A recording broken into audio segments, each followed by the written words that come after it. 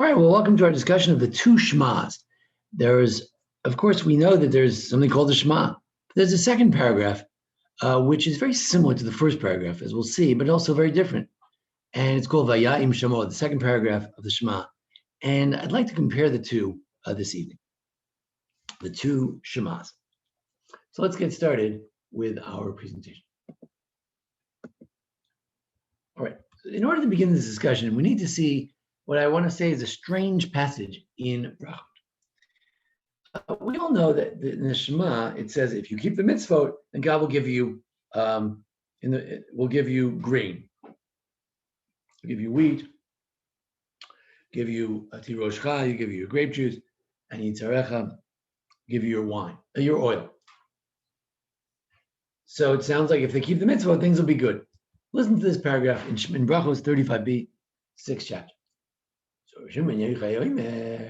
Efshar Adam Chayrish B'Tzach Charisha Chayvzir Zar Zariya V'Kritz B'Katzira V'Dash B'Tzach Yisha V'Zor B'Tzach Ruach Teru Mate'ale. If a person is busy plowing at the time of plowing, planting at the time of planting, reaping at the time of reaping, winnowing at the time of winnowing, threshing at the time of threshing, how are they supposed to learn any Torah? Just to make a piece of bread, we'd never be able to learn Torah. We're always busy. Rather, it's like this. And yet the Torah says that if you keep the commandments, he'll bless you and you'll gather your harvest. So he says, no. When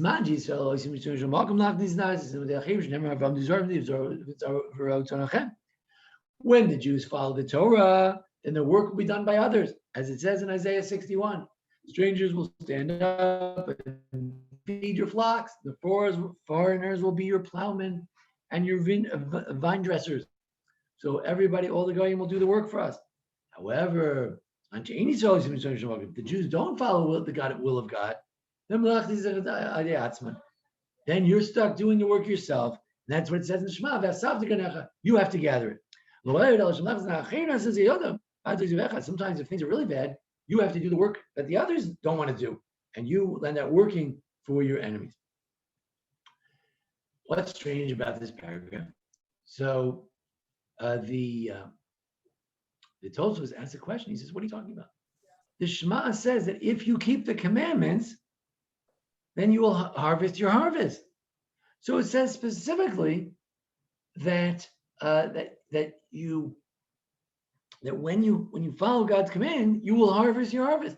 Here it's saying that when we don't follow the commandments, then we'll harvest the harvest. So we need to answer this question: what in the world is going on here? How could the Rabbi Shimon Bar Yochai claim that Vayayim Shamoa is talking about a less than ideal state when it specifically says, if you keep the commandments, then you obey the commandments that I enjoin you this day, loving your God, and then you will gather your wheat. So how can he claim that gathering your wheat is a de facto, is post facto, is not ideal? What are you talking about? The Torah says that if you keep the commandments, that's what happens. Okay, so that's a question. Keep that question in your mind. We'll try to answer that question as best we can. Okay. All right. Now for a strange. Now for the comparison. So on the right side we have the Shema. On the second side we have Vayayim Shamoa. We have the we have the second paragraph of Shema. The Shema. Let's look at similarities and differences. The idea of Shema Yisrael that Moshe is talking to Israel. Not necessarily. The paragraph of Vayayim Shamoa is written as if God is speaking. Although in Devarim, basically it's Moshe speaking. The Vayayim Shamoa is in the voice of God. If you listen to my commandments, which I tell you today, more or less, it's written in God's voice. The Shema is written in Deuteronomy, where Moshe is speaking to Israel. Anyway, that's a small point. Now, it does say Hashem Elokeinu, that God is our God. The other paragraph doesn't emphasize that God is our God, but it does say to love the Lord your God, Hashem, who is your God. So it does mention that, in which you have there in green. And if you listen to his commandments, it doesn't say that in the first paragraph necessarily, but it says to love God with all your heart and all of your soul. So it also says over here to love God with all of your heart and all of your soul. But of course, we've got a problem, because what about all your might? So in the first paragraph, it says all your might. Second paragraph, it just says b'chol nafshechem. One is in plural, one is in singular. First paragraph singular, second paragraph plural. But also there's no me'odecha. Why doesn't it say me'odecha? What is me'odecha? Here he says all your might. That's a classic translation. I like to say it's all your oomph, all the extra things. No matter what God gives you, you thank him with anything he gives you, even bad things. You thank him for all things. All kinds of interpretations. What me'odecha means, maybe all your money, many different interpretations. But that third factor of how you should love God is not mentioned in the first paragraph. In the second paragraph, in Vayayim Shemoah, is not mentioned. Only the two, your leiv and nefesh, but doesn't mention your ma'od, which maybe is your money. The Orach Chaim and the Rishon Shmuel Hirsch comment on this question of why doesn't it say all your might? So let's see, Orach Chaim came first, 1700s. He did not mention that you should all your might. Why? Just like it says in Shema, Lafi. Why? Sheparsha Shema Nemra B'lashon Yochi. Since in singular, so the Gemara says that why does it have all your life, your heart, your soul, your ma'od, your money? He says some people, their ultimate worship would be if they gave their money for God, right? Your money or your life, they would. Life is first, so they would. Some people, their money is first. So depending who you are, since it's speaking to the first paragraph is speaking to the individual, so therefore it could be there's one person who prefers his money over his life, right? Aval close that tzibur. But if you talk about the plurality of the whole congregation, then in the second paragraph,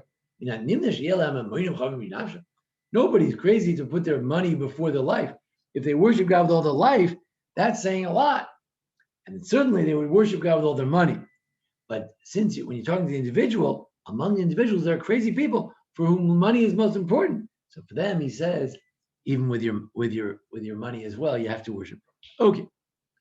Because generally we say, it says in Eov, call asher leishi tim bad nasha. People will give anything for their life. Okay. So that's why it says, nafshechem, that's the main thing. Okay. Certainly they give their money. You should worship God with all your life, even if God takes your life, even if you have to give your life for Judaism. But certainly you should give your money for Judaism. Okay. Rav Shimshon Hirsch in the 19th century, he gave the following answer. Why does it not say ma'odchem? Why doesn't it say with all your might? He says included in worship. You see, in the first paragraph, it doesn't say worship. In the second paragraph, it says ula avdo, to worship him. So worship him, that's included. Why is that included? Rav Hirsch says, to worship God means like being a servant.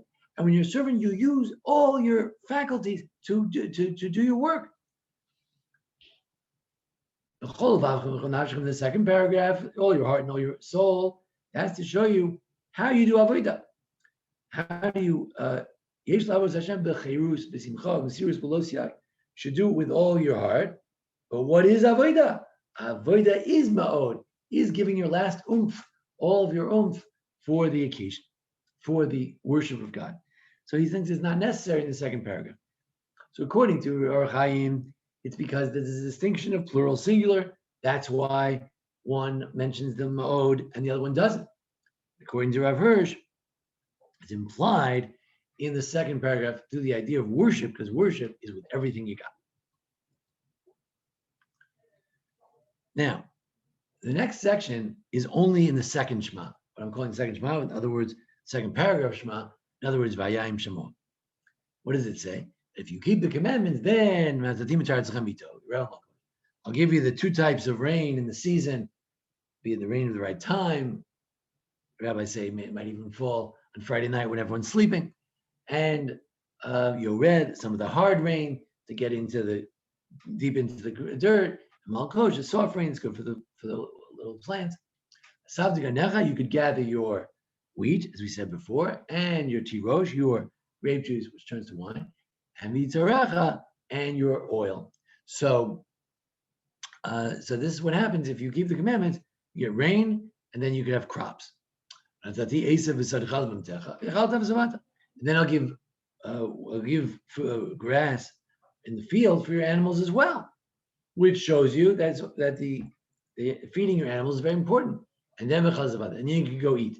You can't eat, as the rabbis say, until you feed your animals. But anyway, it means we'll have enough food. However, watch out, lest you turn your heart, and you turn away. Sometimes Rabbi Dulis, my teacher, said, you turn away a little bit from God, you land out. You say, oh, just a little bit. I land out sometimes, you're landing out worshiping other idols. You land out bowing down to them. God will get mad at you. If you turn to worship other gods, God will shut up the heavens. There won't be rain. There won't be any produce for the land.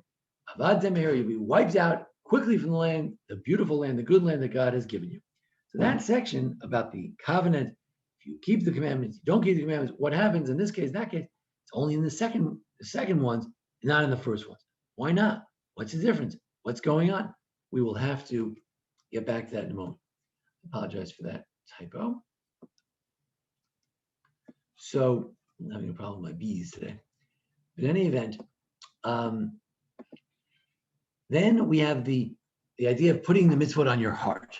So it's similar. One says, these words should be on your heart. The other one says, and you should place them on your heart. One is you should be on your heart. That's a more ethereal kind of thing.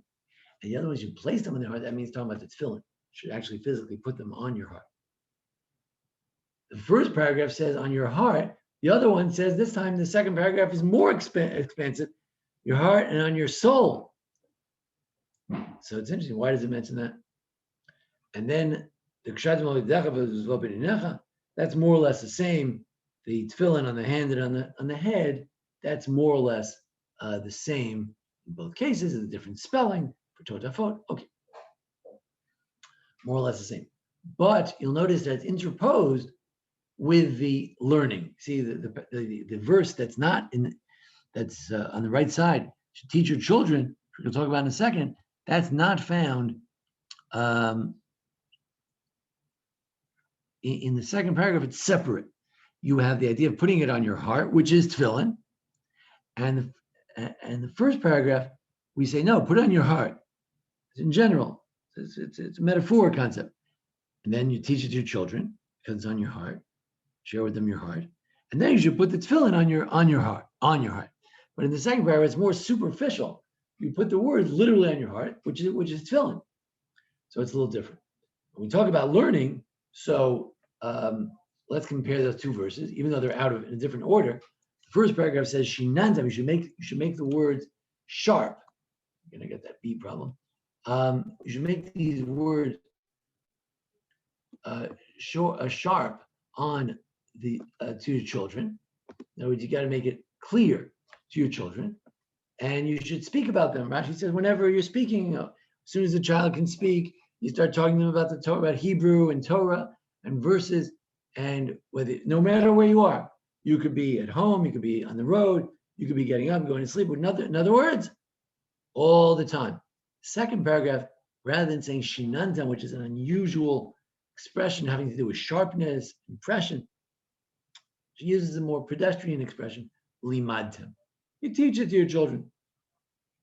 And again, no matter when and no matter where you are, you teach them. Good. The mezuzah, exactly the same in both paragraphs. And then the final salvo of the second paragraph, which is of course longer, says that you should do all these things in order to lengthen your days on the land. So again, the notion that you don't just put the tefillin on, but it's all in order to lengthen your days on the land. It's all a matter of reward and punishment. Okay. So let's try to understand what's the relationship of these different mitzvot, the different paragraphs.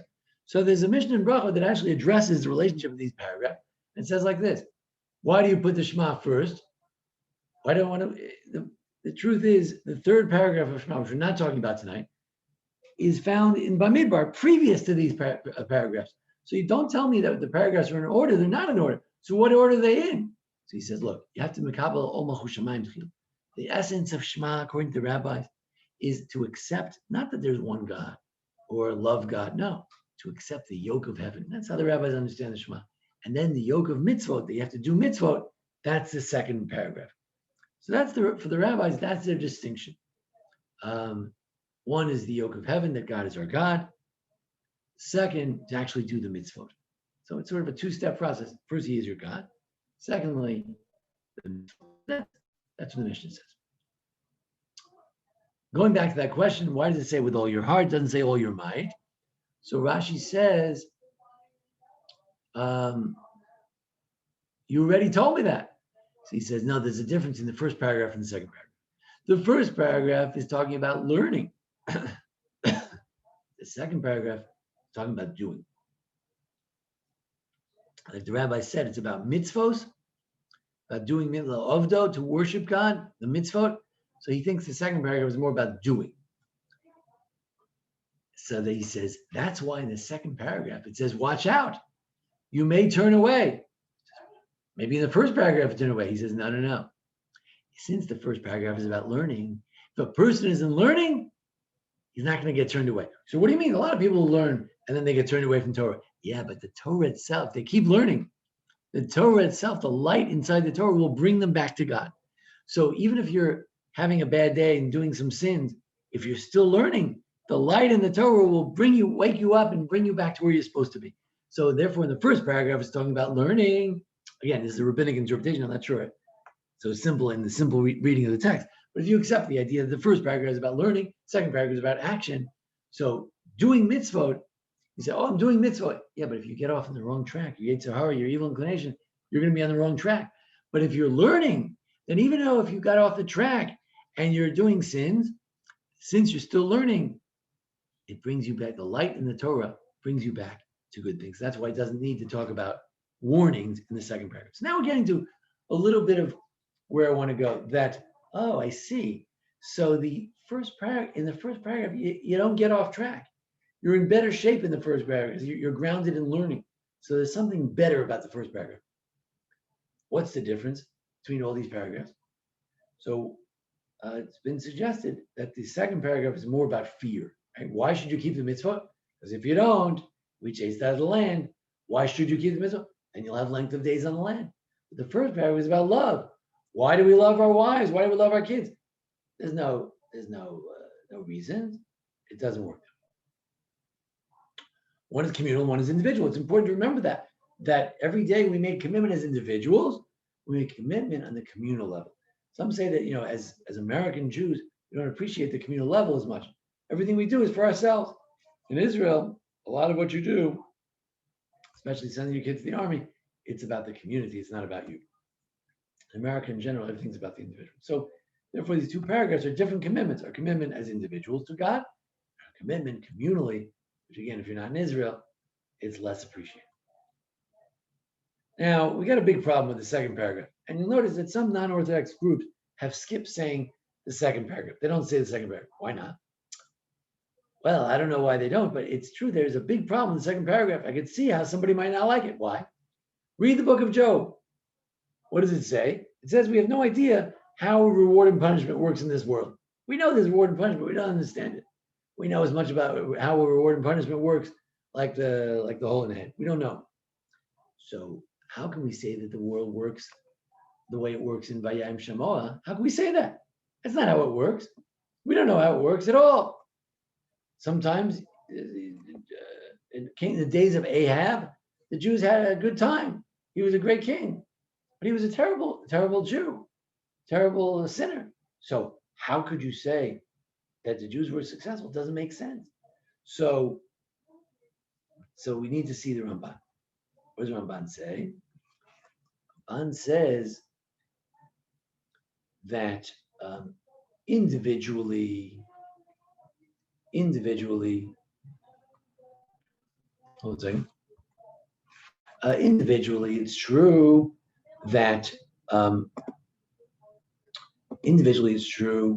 that sometimes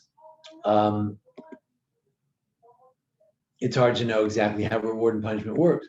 But collectively, there is reward and punishment. We look over here in the Ramban.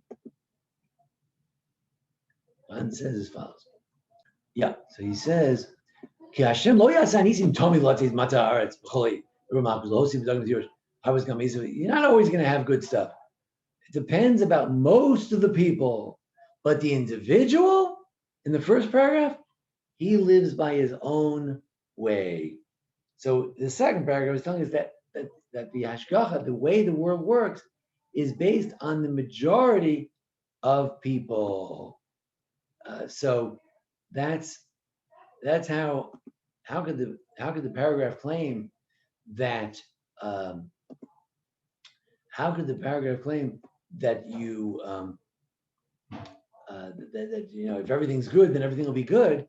So the Ramban, I think, is giving a little bit of an answer. He says, well, look, it may not work that way individually. Job, we don't have an answer. But communally, that's how it works. Something like that. Okay, let's continue. Back to the Gemara. So now we have to go back to the very first Gemara that we had. How could we say that Vayayim Shemoah, if you keep the commandments, you'll collect the wheat? Shimon Yochai says, collect the wheat? I don't want to collect the wheat. I want to learn Torah. So he says, that's because the Jews are not doing the commandments. But it says Tosfos, what are you talking about? He says,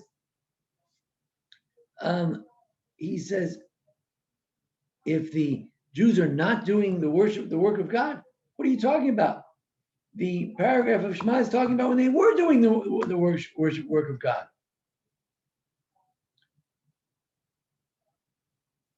So he says, it's true that in the paragraph of the Shema, the Jews are keeping the Torah, but they're not keeping it completely. Why? As we said before, they're keeping it out of fear, but not out of love. You keep it out of fear, you have to work. You keep the Torah out of love, maybe Rav Shimon Yochai would be right, we wouldn't have to work at all. It wouldn't have to work hard. So this gives us a key to understanding this whole question. The question was, what's the relationship of these two paragraphs? The answer is that the first paragraph is purely about love. The second is about love, but it's also about worship and worshiping God like a servant, not as like a child who's a loving child, but rather as like a servant who's doing it out of fear. And therefore, the whole paragraph is not ideal.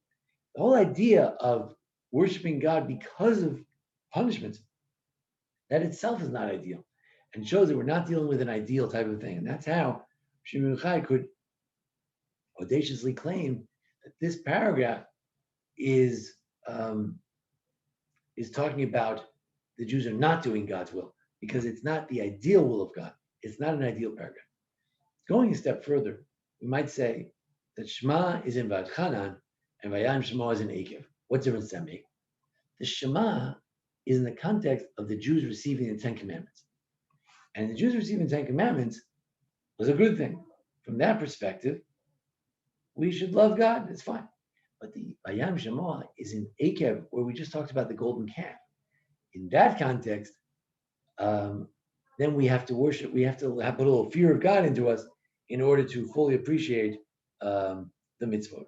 So I suggested that the two paragraphs are different in as much as they suggest a different type of worship of God, one out of love and one out of fear. Similar suggestion we mentioned in the Rashi here, that the first paragraph is talking about learning, which is that ultimate love comes from learning. The second one is talking about doing. And that's why we saw a distinction regarding the tefillin. The first paragraph talks about just putting it on your heart, teaching it to your children. It's very sincere. Then you make it in the tefillin. But the first paragraph is more profound. The second paragraph is more perfunctory. You take these words and you stick them on your heart. And, right? So it's a little bit different than the first one. Also,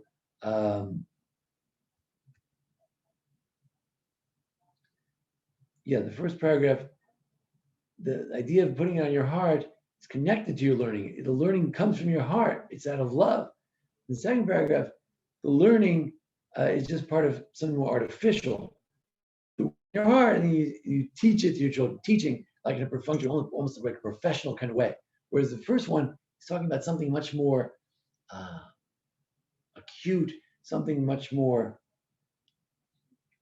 sharp, much more effective than standard teaching. Shinun, something impressive upon your children, something deeper.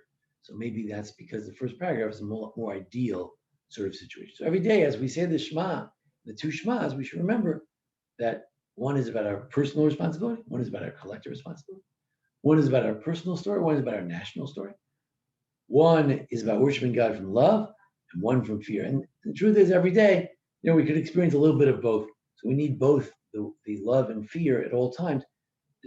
Fear is not a bad thing. Yiras Shamayim is not a bad thing. Love of God is higher, but we need that fear as well. Sometimes when you're inclined to get off the path, you need that. You need the fear as well. Hopefully, it's through Torah that we were inspired, not just by the negativity of punishment. All right, that's our discussion of the two Shemas, 2 paragraphs of Shema, their relationship and interrelationship. Well, thank you all for joining us.